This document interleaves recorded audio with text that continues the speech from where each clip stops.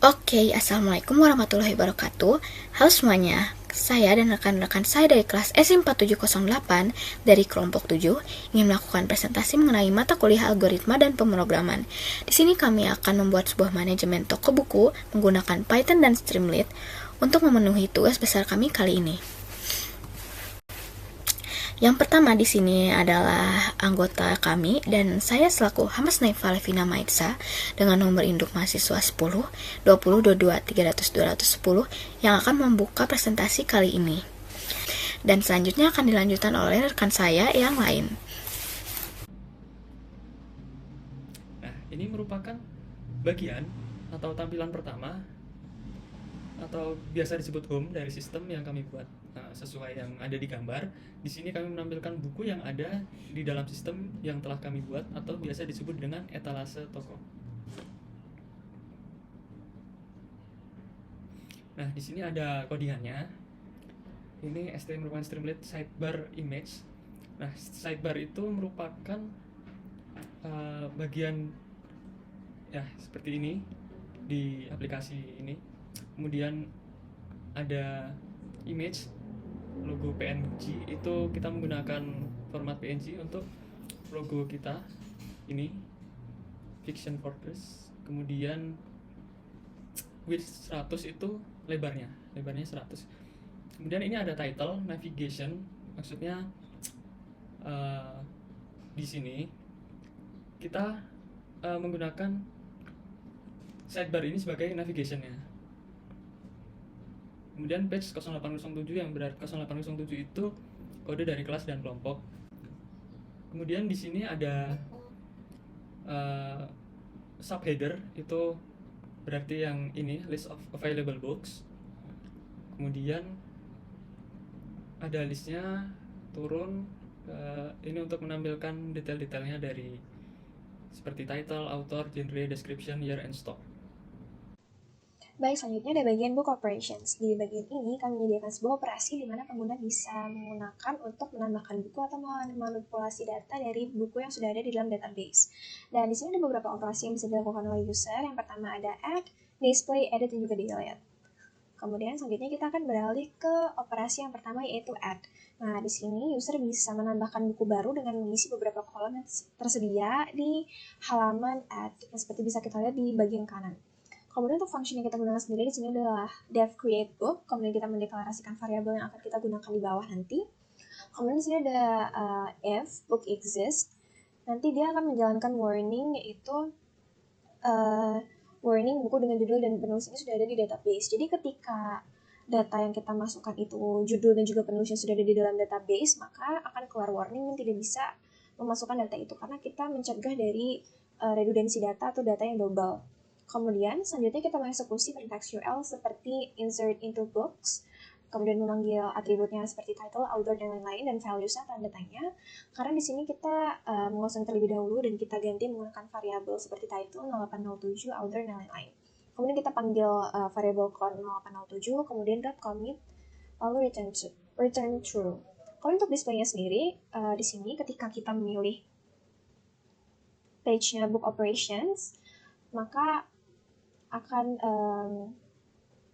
menampilkan beberapa select box seperti operasi add, display, edit, dan delete yang kita bisa pilih. Nah, ketika kita mengklik CRU di operasi yang add, maka akan muncul tampilan seperti subheader add a new book, kemudian akan ada kolom-kolom seperti isi judul bukunya, authornya, genre, dan lain-lain. Dan kemudian di bawah paling bawah ada button add, yang dimana ini akan menjalankan perintah create book, yaitu fungsi yang ada di bawah. Kemudian bisa kita, kalau misalkan sudah sukses atau berhasil dimasukkan, maka akan ada perintah atau message book edit successfully. Kemudian selanjutnya kita beralih ke operasi kedua yaitu display. Nah, di operasi ini user bisa melihat semua buku yang tersedia di toko Fiction Fortress. Nah, untuk fungsi yang kita pakai sendiri itu ada fungsi read books, di mana ini fungsinya akan mengeksekusi perintah SQL select bintang from books, lalu return nilainya. Nah, di sini tentunya fungsi ini akan menampilkan seluruh record atau seluruh data yang ada dalam pada tabel book. Kemudian untuk display-nya sendiri, ketika kita memilih CRU di operations yang display, maka akan menampilkan subheader all books. Kemudian di sini ada fungsi read books yang dimana akan menjalankan fungsi yang ada di bawah. Kemudian ada perulangan di mana akan menampilkan beberapa data buku seperti cover bukunya, judul, author, genre, dan lain-lain. Kemudian selanjutnya kita beralih ke operasi selanjutnya, itu operasi edit. Nah, di sini user bisa mengedit buku yang sudah ada pada dalam database, jadi dia hanya memanipulasi datanya saja. Dan ini tidak semua data ya, jadi kayak bisa beberapa data aja yang dia mau ubah. Nah, di sini kita menggunakan fungsi update book, yang dimana kita mendeklarasikan beberapa variabel, kemudian mengeksekusi perintah SQL seperti update book, set title dengan tanda tanya, author dengan tanda tanya, dan lain-lain. Kemudian kita memanggil variabel con underscore 0807, kemudian kita commit untuk memasukkan datanya ke dalam database. Kemudian selanjutnya untuk di bagian display, ketika kita memilih operasi COD yang edit, maka akan menampilkan subheader seperti edit the book. Kemudian ada beberapa kolom yang bisa kita isi atau kita ganti value-nya. Di sini ada beberapa hal yang menggunakan select box, contohnya book ID, karena di sini kita hanya perlu memilih ID yang tersedia saja. Jadi kita tidak perlu memasukkan atau mengetikkan ID-nya dengan sendiri.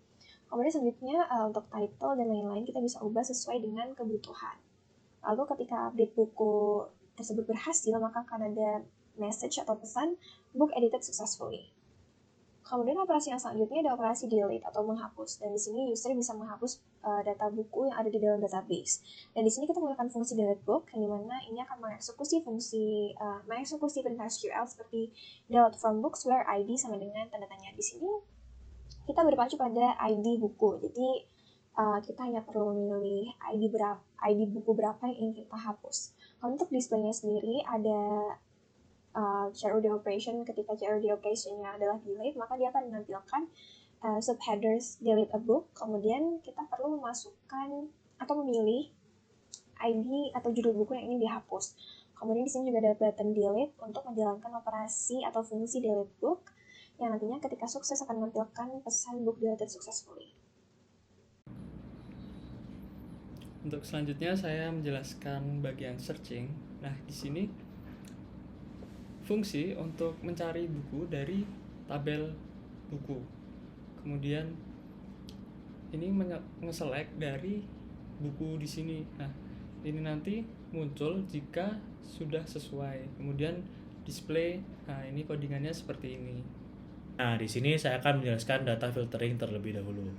Nah, bisa teman-teman lihat di sini ada codingan dan ada subheader yang sudah ada di jadinya di streamlit-nya. Nah, pada baris yang ini if query or genre filter ini dikhususkan untuk menampilkan hasil pencarian di subheader. Kemudian turun lagi ke sini if genre filter 0807 ini untuk mencari by genre dari kolom-kolom yang sudah ada di data yang sudah dikonekkan di SQL3 awal tadi. Nah, terus kemudian untuk codingan yang ini untuk menampilkan hasil pencarian di subheader. Bisa kita lihat di sini ketemu detailnya, ada title, author, genre, description, year, stock, dan kawan-kawannya. Nah, kalau misalkannya ini ada, terus dia bakal muncul di subheader. Kalau nggak ada, else akan memunculkan warning yang bertuliskan buku ini tidak tersedia. Lanjut ke data visualization. Nah, data visualization ini, pada bagian ini pengguna bisa melihat visualisasi data dari setiap buku yang sudah tercatat sebelumnya di dalam sistem. Visualisasi ini bisa dilihat berdasarkan jumlah buku, tahun buku terbit, ataupun berdasarkan penulis buku. Nah, ini bisa dilihat contohnya seperti ini. Ini di subheader kita bisa select actionnya, data visualization, terus kemudian choose visualizationnya by apa. Ini di sini contohnya adalah books by author. Oke, ini yang books by author, ini codingannya. Jadi jika if visualization 0807 sama dengan books by author, dia akan menjalankan perintah yaitu pada subheader akan tertulis books by author, terus akan mengexecute kolom ini kolom author, terus kolom author, books, dan group by author. Nah, ini kemudian PD data frame akan menjalankan datanya dari author dan count. Kemudian ini untuk menampilkan si plotnya. Kemudian ini ada X yaitu untuk count atau jumlah bukunya. Terus kemudian ada di sisi Y yaitu author atau penulisnya. Terus udah gitu aja. Terus yang kemudian ini juga sih mirip-mirip, perbedaannya hanya letak di execute-nya dari kolom year dan kalau dari books. Tetap sih dari books-nya tapi dia hanya select dari year. Terus kemudian perbedaannya di kalau X dan Y-nya di sini ada year, di sini count. Terus nextnya ini books by year, selanjutnya ada stock by title. Nah ini dia menghitungnya ada berapa stoknya, ada berapa stok dari judul tersebut. Misalkan ini Caraval ada 8. Nah ini codingannya di sini sama kayak tadi, cuman dia selectnya dari title, terus stoknya dari books, terus habis itu ini X dan Y-nya berbeda. Di sini ada stok, di sini title. Untuk plots-nya sama aja sih kayak data frame. Paling ininya beda sih, title, stok tinggal masukin aja sesuai apa yang mau divisualisasikan. Terus kemudian yang terakhir, nah ini most purchase kayaknya paling penting kalau misalkannya data analis buat si marketingnya. Ini di codingannya mirip-mirip, kita tinggal most purchase book bakal tampil di subheadernya, kemudian bakal nge-execute dari perintah ini sum transaction quantity as purchase total bawah. Terus dia bakal turun ke bawah dan menjalankan data frame-nya yaitu dari title dan total purchase dari coding ini. Terus kemudian untuk X dan Y-nya di sini total purchase, yang Y itu title. Kurang lebih sama seperti itu. Ini untuk color ya bebas lah kalau color. Oke, mungkin itu aja kesimpulannya untuk data visualization itu. Bagaimana kita bisa menyajikan data dalam bentuk chart ataupun graph ataupun bentuk lainnya, sehingga mempermudah pengguna untuk bisa membaca data yang sudah ada di sistem. Jadi kita nggak perlu berbelit-belit untuk mencari data di kolom yang ada di tabel-tabel data. Akan menjelaskan tentang database connection dan library. Di sini ada variabel count 0807 dan untuk toolsnya untuk menghubungkan ke database-nya ada SQLite 3 Connect. Lalu ada count 0807 cursor untuk mengambil baris di tabelnya. Lalu di sini ada tabel buku yang berisi ID, title, author, genre, description dan lain-lain. Di sini execute untuk mengeksekusi dan commit untuk menutup. Lalu di sini ada tabel transaksi yang isinya ID, book ID, customer name, quantity, date dan lain-lain.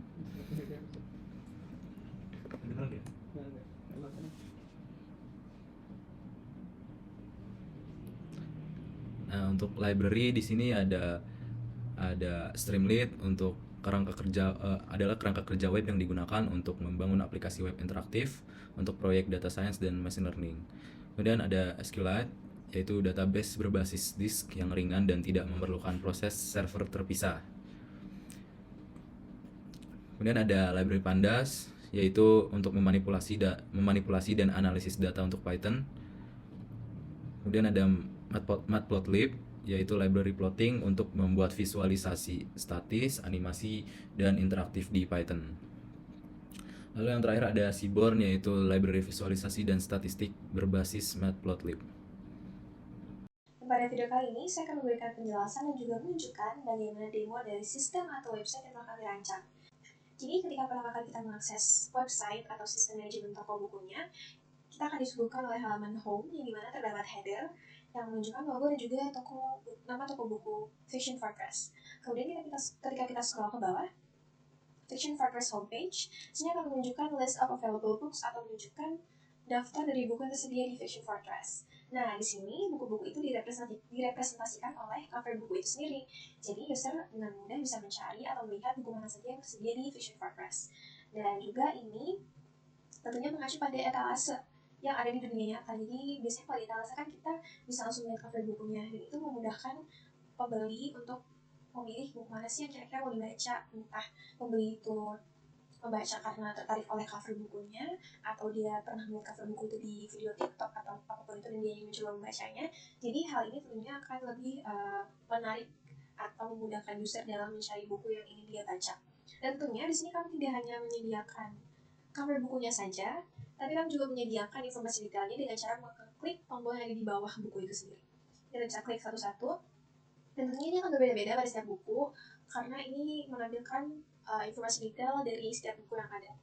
Dan di sini kami menggunakan card dan juga button untuk menampilkan dan menyembunyikan informasi detail yang ada. Di sini kami menggunakan card agar lebih enak untuk dilihat dan juga lebih terpisah-pisah untuk setiap bukunya. Dan di sini ada beberapa informasi detail seperti title, author, genre, description, year, dan juga stock. Dan untuk stock sendiri di sini akan otomatis terupdate lifetime sesuai dengan data yang ada pada database. Jadi ketika kita melakukan transaksi baru, maka otomatis akan berkurang stoknya. Begitu juga ketika setelah kita mengedit stoknya, ini ditambah atau dikurang, maka dia akan terupdate sesuai dengan stok yang ada pada database. Kemudian ketika kita scroll, kita bisa mengakses informasi detail buku-buku yang ada dan juga buku-buku mana sih yang ada pada Fiction Fortress. Kemudian selanjutnya kita bisa beralih ke halaman Book Operations. Di sini user bisa melakukan beberapa operasi seperti add atau create, display atau read, edit atau update, dan juga delete. Di sini add, kita bisa menambahkan buku baru yang sekiranya mau ditambahkan di Fiction Fortress. Misalkan Fiction Fortress baru saja membeli atau menstok buku baru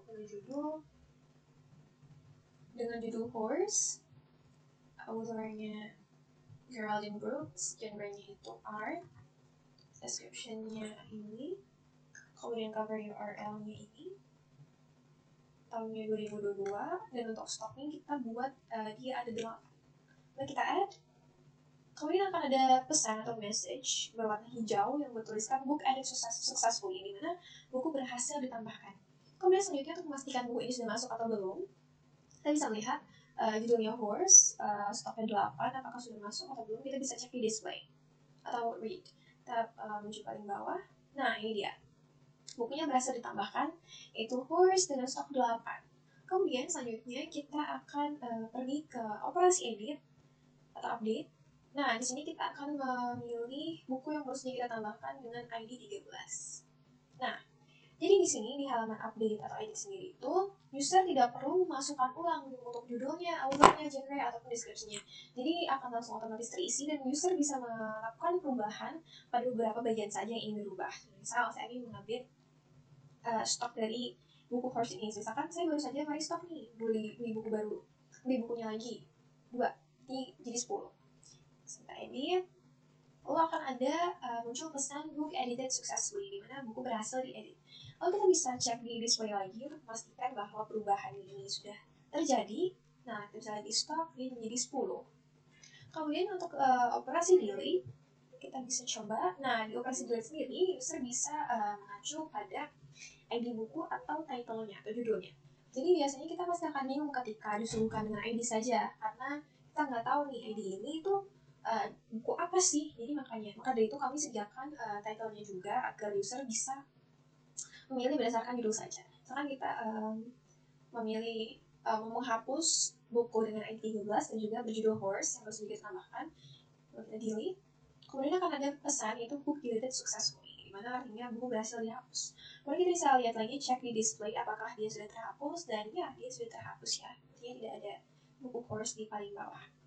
Kemudian selanjutnya kita bisa beralih ke halaman transaksi, yaitu di sini kita bisa melakukan transaksi atau new transaction, dan juga kita bisa melihat semua transaksi yang telah terjadi.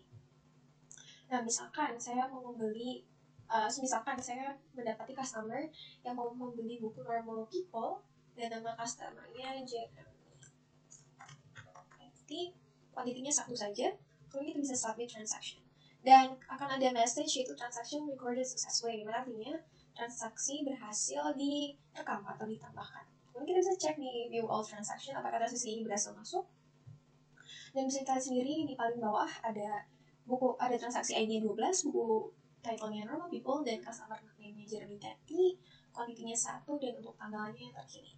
Kemudian selanjutnya kita bisa pergi ke halaman search and filter. Di sini kita bisa mencari buku sesuai dengan genre atau keyword dari buku itu sendiri. Misalkan saya mau mencari buku berdasarkan genre. Saya mau lihat buku mana saja sih yang bergenre romance. Nanti dia akan menampilkan. Jadi ada satu buku. Ada berapa buku sih yang ada di genre fantasy? Ada 6 buku. Dan kita juga bisa search berdasarkan keyword dan juga genrenya. Misalkan kita mau mencari buku berjudul Caraval dengan genre spesifiknya fantasy, maka dia akan menampilkan, ini menampilkan 2 karena dua-duanya ini adalah series Caraval. Kemudian kita juga bisa mencari keywordnya saja dengan mengosongkan bagian genre dan mengetikkan buku yang ingin kita cari, itu misalkan Normal People. Nah, dia akan langsung muncul bukunya Normal People. Kalau misalkan kita ngetik people, kayak terjadi dia kan menampilkan buku yang sama juga ya. Jadi keywordnya bisa awal buku, judul awal buku, judul tengahnya atau judul akhirnya bisa, atau bahkan authornya juga bisa kita cari. Misalkan saya agak lupa ya author yang ada siapa saja. Misalkan ini kan tidak ada ya. Nah, kalau misalkan buku ini tidak ada, akan ada message seperti ini ya, buku ini tidak tersedia. Dan misalkan saya ingin mencari buku-buku dari Rebecca Ross, kita kosongin saja lalu kita ketik Rebecca. Nah, ini adalah buku-buku yang ditulis oleh Rebecca. Jadi seperti itu ya untuk halaman search dan filter. Kemudian selanjutnya ada halaman data visualization. Di sini kita ada beberapa macam data visualisasi. Yang pertama ada books by author, yang kedua ada books by year, stock by title, and yang terakhir most purchased books. Untuk books by author ini adalah visualisasi data yang menunjukkan authornya siapa dan berapa buku yang mereka tulis yang tersedia di Fiction for Press. Misalkan ini ada Stephanie Garber, dia ada 5 buku. Jadi kita menyediakan 5 buku dari Stephanie Garber. Untuk Rebecca Ross kita menyediakan 2 buku, untuk Amy Jimenez ada 1 buku saja, dan seterusnya. Jadi ini berdasarkan author dan juga seberapa banyak buku yang ia tulis yang tersedia di Fiction for Press. Kemudian selanjutnya ada books by year, yang dimana ini tuh menampilkan jumlah buku berdasarkan tahunnya. Jadi misalkan kita ngomongin tahun 2016, di sini cuma ada 1 buku yang tahun terbitnya 2016. Dan di sini juga ada tahun 2018 ada 3 buku, yang mana paling banyak dan paling banyak kedua dari 2023 ada 3 buku juga. Dan untuk 2020 dan 2022 ini ada 1 buku saja. Jadi ini menampilkan jumlah spesifik dari tahun terbit yang spesifik juga. Sehingga kita bisa melihat tren yang ada. Jadi kayak buku tahun berapa aja sih yang ada di Fiction for Press dan berapa jumlahnya gitu. Untuk yang selanjutnya ada stock by title. Di sini kita bisa mengakses atau melihat data dari stok buku yang tersedia di Fiction for Press. Misalkan ada Caraval, di sini ada 8 stok. Kemudian ada Once Upon a Broken Heart, dia ada lebih dari 12 stok. Jadi di sini kita bisa memantau buku-buku ini tuh ada berapa sih stoknya, dan user juga bisa mengira-ngira bahwa buku mana saja sih yang perlu di restock dan tidak perlu untuk di restock gitu. Dan dengan ini kita juga bisa mengira-ngira bahwa kemauan atau tren buku apa sih yang lagi disukai oleh pembaca gitu. Jadi kita bisa restock gitu kalau misalkan buku yang disukai oleh pembaca itu mulai habis stoknya gitu. Dan untuk yang terakhir ada most purchased book. Nah, di sini kita bisa men-track nih buku mana aja sih yang kira-kira paling laku dibeli atau paling sering dibeli oleh pelanggan. Dan di sini kita bisa melihat bahwa Normal People ada di paling atas. Dia adalah buku terlaris yang ada di Fiction for Press. Jadi pelanggan Fiction for Press ini sangat suka sekali untuk membeli buku Normal People. Jadi dengan ini kita bisa mengira-ngira seperti yang saya bilang tadi, kita bisa mengira-ngira buku mana aja yang kayaknya perlu di restock lebih banyak, dan juga buku mana yang kayaknya tidak perlu di restock sebanyak itu karena peminatnya kurang atau bagaimana gitu. Nah, saya rasa itu saja yang bisa saya demokan, karena fitur-fiturnya sudah saya demokan semuanya dan saya tunjukkan semuanya. Saya harap penjelasan dari saya itu cukup mudah untuk dipahami, dan juga saya mohon maaf apabila ada salah dalam pengucapan, penjelasan, atau dalam mendemokan sistem yang kami rancang. Saya harap video kali ini sudah cukup bisa dipahami dan juga sudah cukup menjelaskan bagaimana sistem yang kami rancang. Dan saya rasa sekian video presentasi dari tugas besar mata kuliah algoritma pemrograman dari kami. Atas perhatiannya saya ucapkan terima kasih. Wassalamualaikum warahmatullahi wabarakatuh.